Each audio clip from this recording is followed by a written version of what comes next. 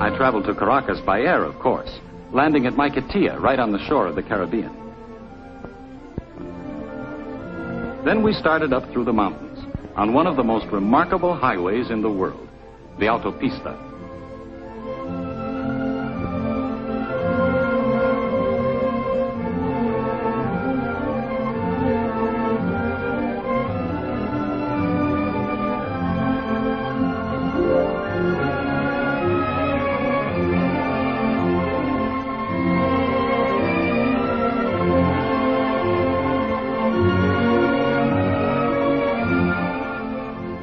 It took us just 20 minutes to climb to 3,000 feet, the altitude of Caracas.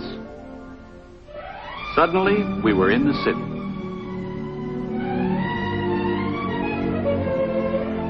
It's laid along a narrow valley just behind the coastal mountains.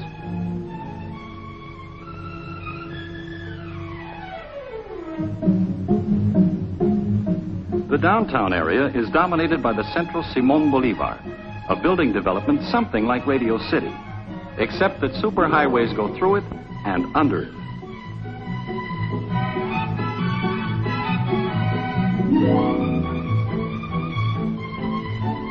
I had the driver take me for a ride around the city.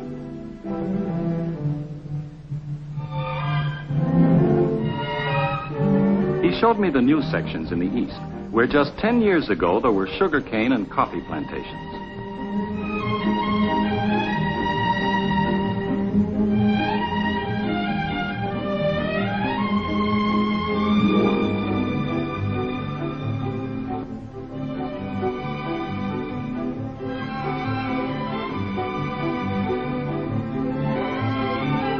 They use a tremendous amount of color on the buildings, sometimes just to vary pattern.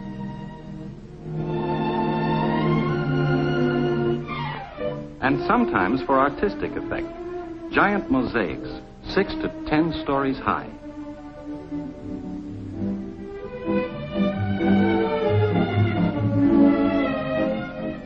Some of the residential areas are almost futuristic.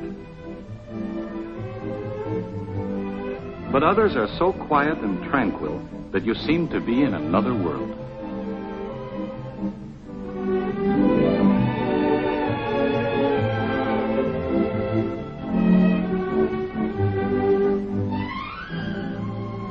Since that first day, I've spent most of my time studying Spanish.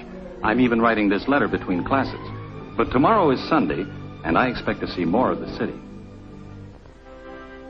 I've told you how modern much of Caracas is. Well, if the rest of the place is modern, they'll have to coin a new word for University City. Believe me, this is no ivy-covered campus. University City is one of the impressive sights of Caracas. Another example of the prosperity oil has helped to bring to Venezuela.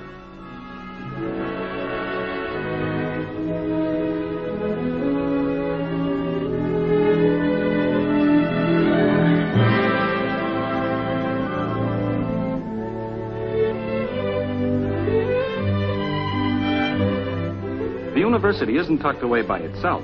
It's part of the city, and it provides the city with many things, from medical care to a beautiful stadium for soccer and track, and another for baseball.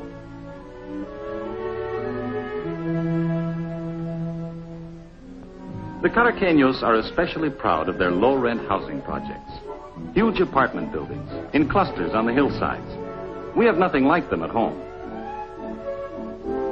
But some things are just like home. The new business sections, the shop windows filled with goods purchased in the United States,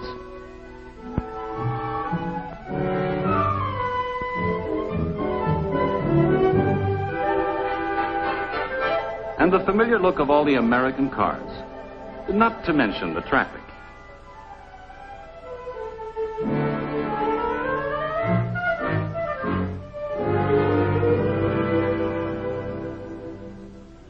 I've also seen some of the historic spots of Caracas, like Plaza Bolivar, the old Spanish square with the statue to the liberator, who led 6 South American nations to freedom.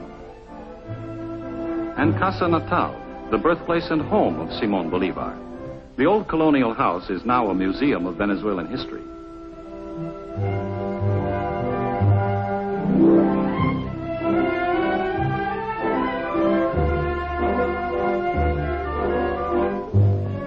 I was told that many families in Caracas still live in gracious old homes like Bolivar's, showing only blank walls on the outside and looking toward beautiful inner patios open to the sky.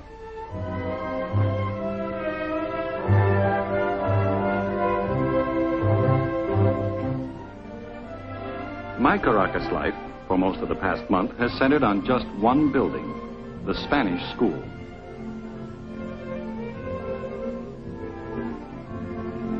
We Norte Americanos study Spanish 8 hours a day, 5.5 days a week. It's been hard work, but it's been worthwhile. Señor Moore, ¿dónde trabaja usted? Yo trabajo en Lagunías con la Creole Petroleum Corporation. Perfectamente bien, señor Moore. I'm really learning the language now. Just wait until you hear me when you reach Maracaibo next week.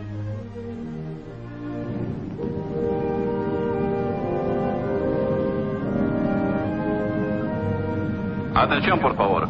La línea aeropostal venezolana anuncia la llegada del vuelo número 201 procedente de Miami. LAV, the Venezuelan airline, announces the arrival of flight 201 from Miami.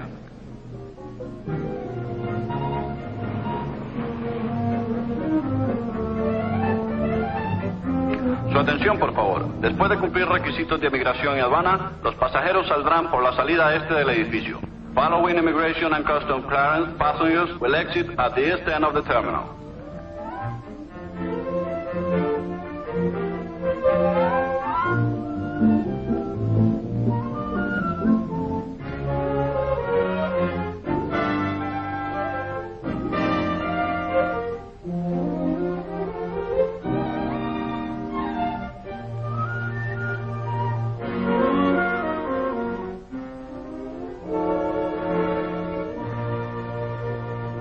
Is this all? No, we have 2 more bags.